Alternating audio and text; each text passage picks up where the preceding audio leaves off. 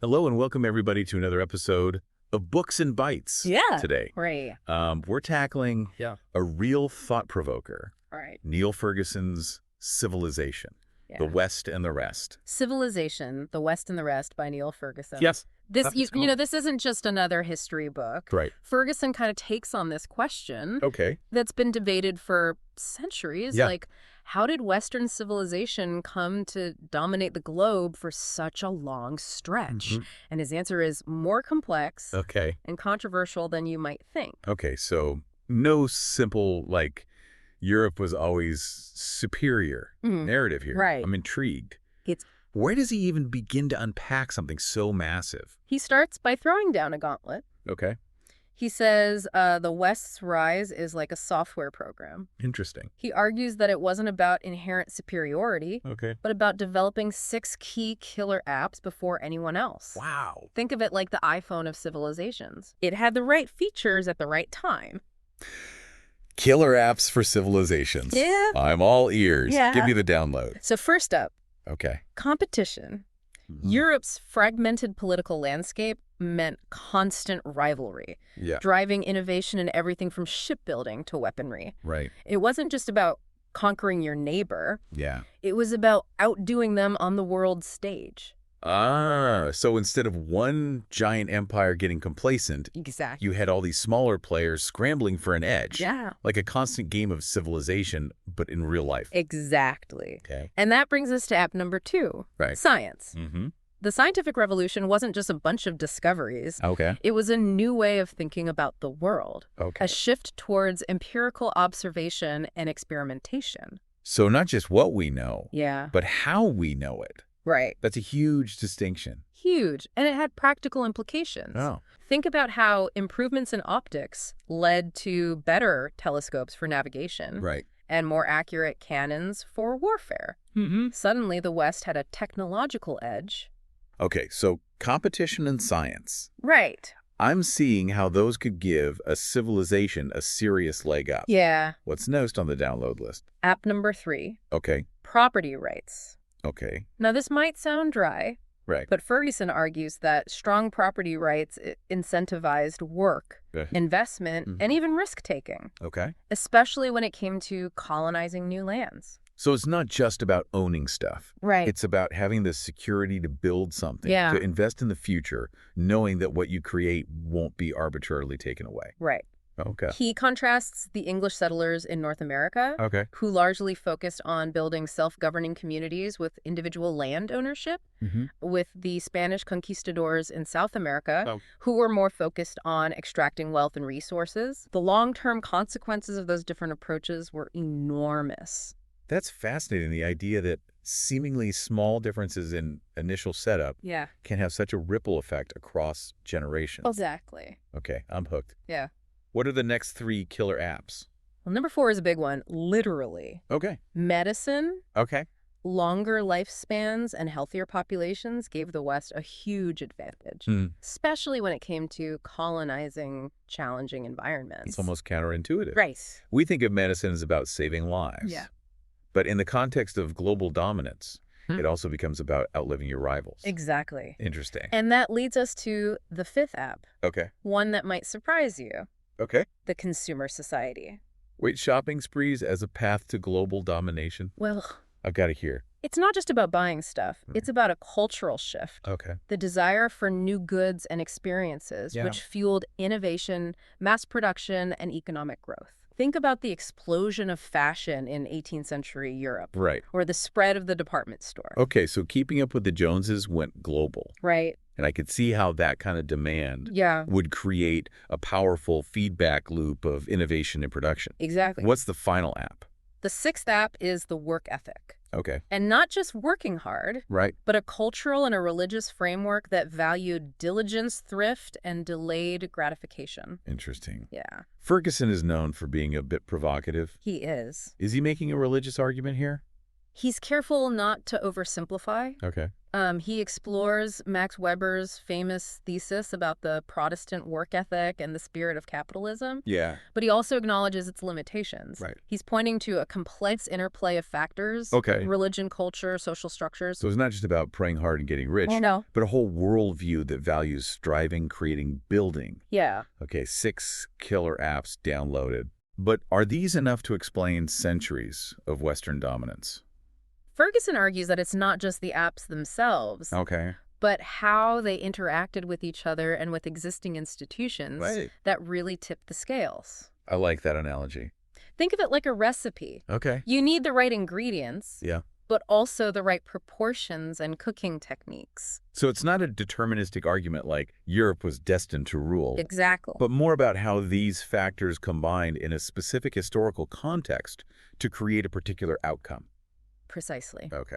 And he emphasizes that the West's rise wasn't a smooth linear progression. Right.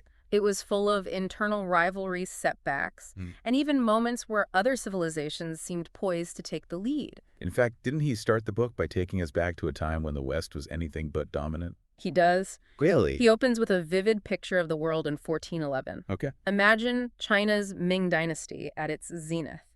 A flourishing capital in Nanjing. A massive fleet led by Admiral Zheng exploring the Indian Ocean. Wow. Technological marvels like Susong's astronomical clock tower. So at that moment, it's China that looks like the global superpower in the making. Right. What happened? Well, that's the million-dollar question. And Ferguson argues that China's inward turn in the 15th century, the decision to dismantle the fleet and focus on internal stability, was a turning point. While China retreated, Europe was on the cusp of a period of explosive growth and expansion. It's almost like two ships passing in the night. Right. One setting sail for uncharted territories, the other dropping anchor in familiar waters. That's a great way to put it. Yeah. And Ferguson argues that Europe's fragmented political landscape, that very competition we talked about, played a key role in its outward push. Think of figures like Prince Henry the Navigator. Right. Driven by a mix of religious zeal, a thirst for knowledge, and good old-fashioned profit to chart new sea routes to the east. And it wasn't just about finding new lands. It was about outmaneuvering rivals like the Venetian merchants, who controlled the existing trade routes. So that spice race wasn't just about peppercorns. Exactly. It was about breaking monopolies and establishing new trade networks. Exactly. And that competition spurred innovation in shipbuilding, navigation, and ultimately warfare. By the late 15th century, European ships were plying the oceans, armed with cannons and carrying goods and ideas that would transform the world. And this is where those other killer apps really start to kick in, right? Precisely. The scientific revolution, the emphasis on property rights, the rise of a consumer society. Precisely. And as Europe expanded, it encountered other civilizations, some of whom were initially far more advanced. But Ferguson argues that the West's unique combination of these killer apps gave it a decisive edge. So it's not just about brute force conquest, but a more complex interplay of military, economic, and cultural factors. And it's important to note that Ferguson doesn't shy away from the darker aspects of this story. He acknowledges the violence, exploitation, and often brutal consequences of European expansion. It does. He also explores the internal contradictions within Western civilization. The tensions between its ideals and its actions. For instance, he points out the hypocrisy of Enlightenment thinkers who championed individual liberty while simultaneously defending slavery. It's a reminder that history is rarely black and white. And that even the most successful civilizations are often built on foundations of inequality and injustice. So the West's rise wasn't a simple triumphal march. No. It was a messy, complicated process, full of both progress and regress. Precisely. And that's what makes Ferguson's analysis so compelling. Yeah. He doesn't offer easy answers or simplistic narratives. Yeah. He forces us to grapple with the complexities of history and to confront the uncomfortable truths about the West's legacy. He also doesn't end his story with a West wins proclamation. No. Okay. He takes us right up to the present day. Okay. Exploring the challenges facing the West in the 21st century. So he's bringing it right into the modern day. He is. Got it. He acknowledges the rise of new powers, particularly China, and argues that the West is at a crossroads. Interesting. He doesn't predict its imminent collapse, but he suggests that its future will depend on its ability to adapt, to innovate, and to rediscover some of the values and institutions that made it successful in the past. This is where his argument really gets interesting. Right. He suggests that the West might be losing its edge. Yeah. Not because of external threats, but because of internal weaknesses. He points to declining birth rates, rising debt levels, a loss of faith in traditional institutions, and a growing sense of complacency. In a way, he's suggesting that the West's greatest threat might be itself. And that brings us back to the idea of civilizations as complex systems prone to sudden collapse. Wow. He uses the vivid image of a runaway train crashing through a station wall to illustrate this point. It's a sobering thought. It is. He's basically saying that even the most powerful and seemingly stable civilizations can be brought down by a combination of internal weaknesses and external shocks. And he leaves us with a provocative question. Which is the West at such a tipping point today? Well, that's a question for another segment. Before we jump ahead too far, let's unpack these killer apps in more detail. Okay. Starting with competition, which seems to be a key driver of the whole story. Right. Where should we begin?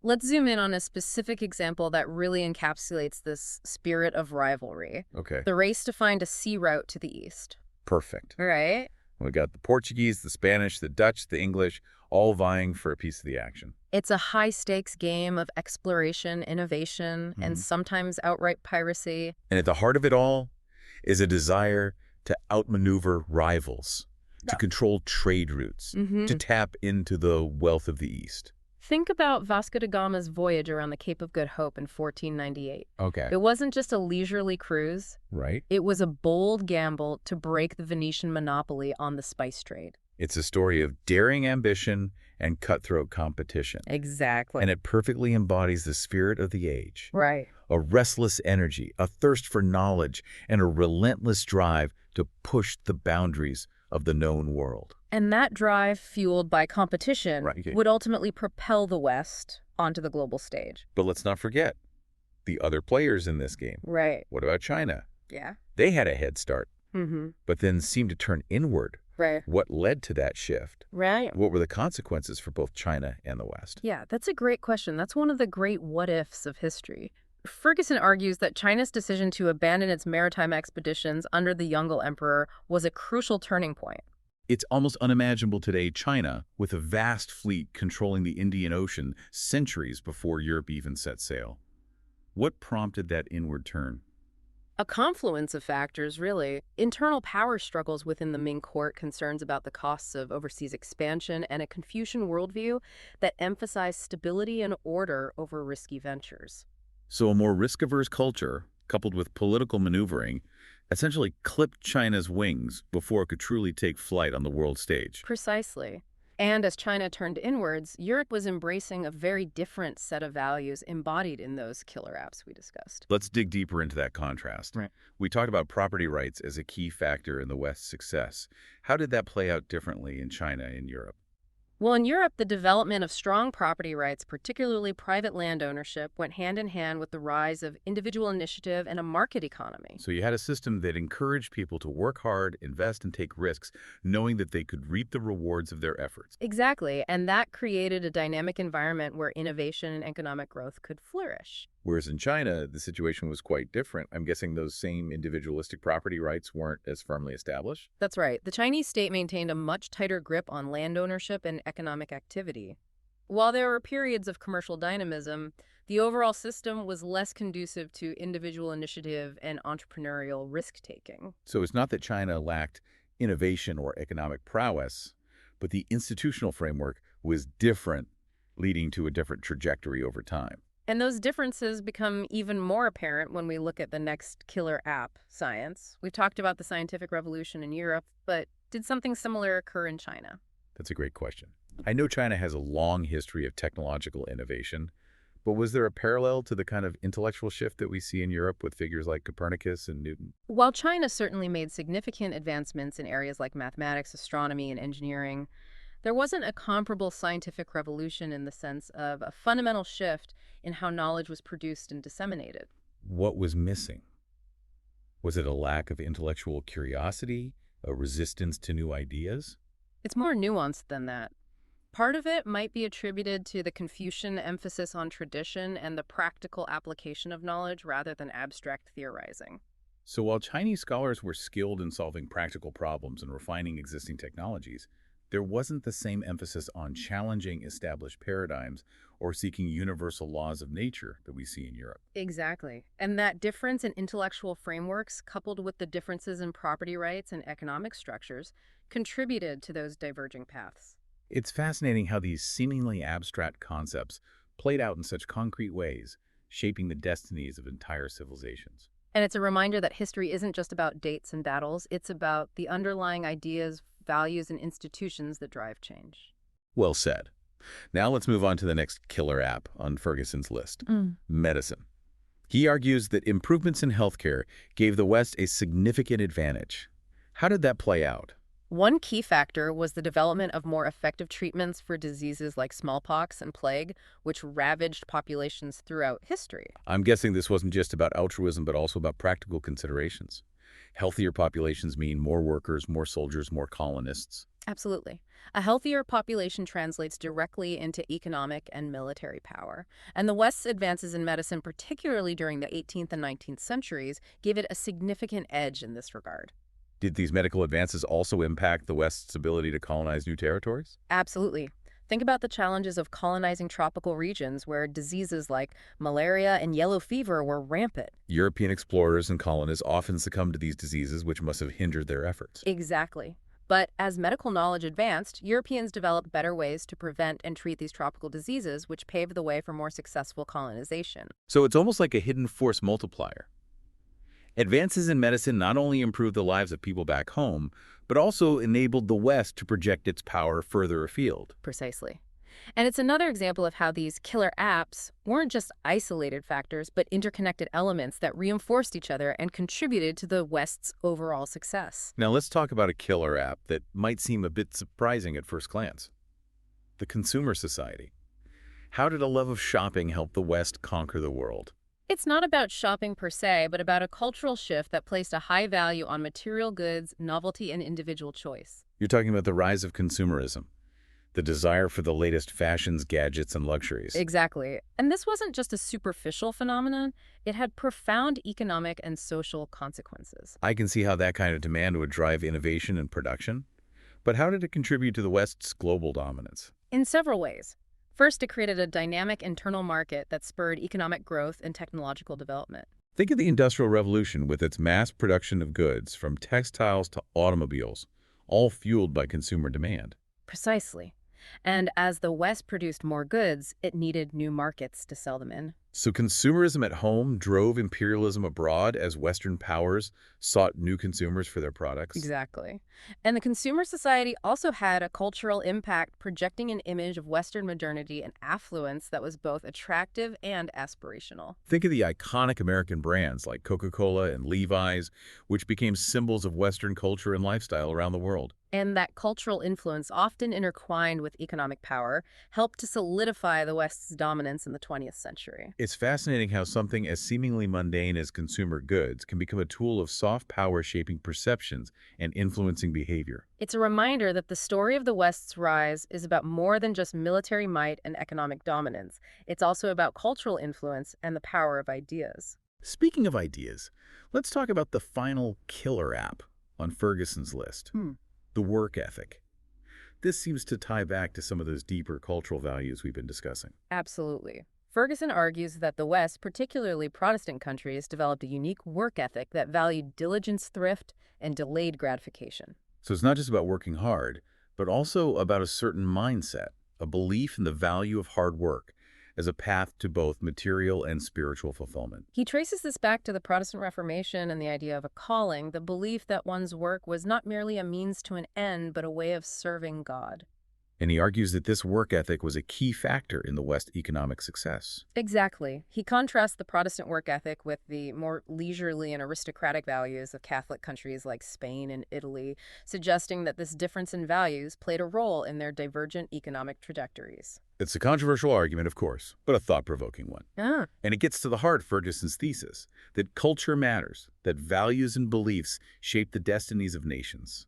And he suggests that the West might be losing its work ethic, particularly in Europe, where social welfare programs and a decline in religiosity have, in his view, eroded the traditional values of hard work and self-reliance. So it's not just about external threats, but about internal decay, a weakening of the very foundations that made the West successful. And that brings us to one of the most unsettling aspects of Ferguson's book, the idea that civilizations are complex systems prone to sudden collapse. He uses that striking image of a runaway train crashing through a station wall.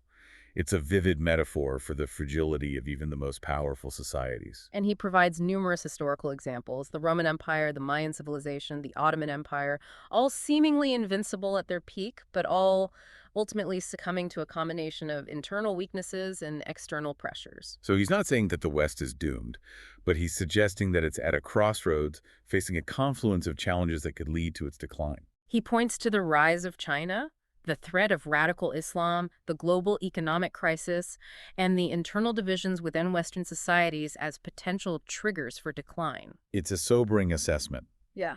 And it raises the question, what, if anything, can be done to avert such a decline? Well, that's a question for another segment. But before we delve into solutions, let's explore one final theme that runs throughout Ferguson's book: the clash of civilizations. Okay, we've talked about how the West interacted with other civilizations, sometimes through trade, sometimes through conquest. Yeah. But is there a deeper conflict at play here? A fundamental clash of values and worldviews? That's a question that's been debated for centuries. Right. And Ferguson doesn't shy away from it. Okay. He acknowledges the tensions and conflicts that have arisen from the interaction between the West and the rest. Right. But he also cautions against simplistic narratives of an inevitable clash of civilizations. So it's more nuanced than a straightforward versus the rest dichotomy? More nuanced. Okay. He points out that the West itself is not a monolithic entity. Right. There have been deep divisions within Western civilization throughout history, from the religious wars of the Reformation to the ideological conflicts of the 20th century. So the West isn't some unified bloc with a single set of values and interests.